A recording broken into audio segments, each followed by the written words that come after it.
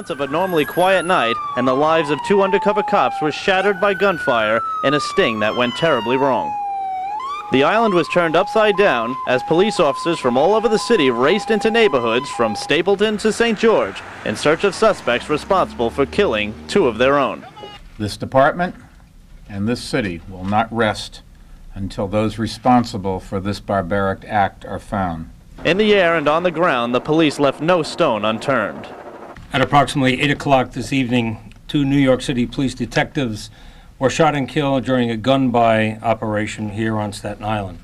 According to Police Commissioner Raymond Kelly, two of New York's finest made a deal with 18-year-old Omar Green to buy a Tech-9 handgun.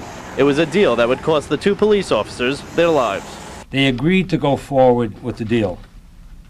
The two men in the lobby got into the back seat of the car with the undercover detectives, and over the cell phone, Omar directed them to drive. From there, they drove through the streets of Tompkinsville in a black 2000 Nissan Maxima driven by one of the detectives. Tailing the Maxima were three unmarked police cars who were also listening in on the wireless microphones. It was at Victory Boulevard and Corson Avenue where things started to go wrong. The detectives pulled the car to the curb. The backup detectives had to now regroup because the car had stopped. One of the suspects stepped out of the Maxima to talk to Omar Green, who was in contact with the two suspects on a cell phone. When the suspect returned to the Maxima, the two detectives and the two suspects drove up Corson Avenue and turned onto Westervelt Avenue. It was then that the backup cars lost sight and contact with the Maxima. Fearing for safety of the two undercover cops, detectives in charge ordered a search of the neighborhood. Minutes later, police found the bodies of their two colleagues on St. Paul's Avenue and Hannah Place. Both were shot in the head.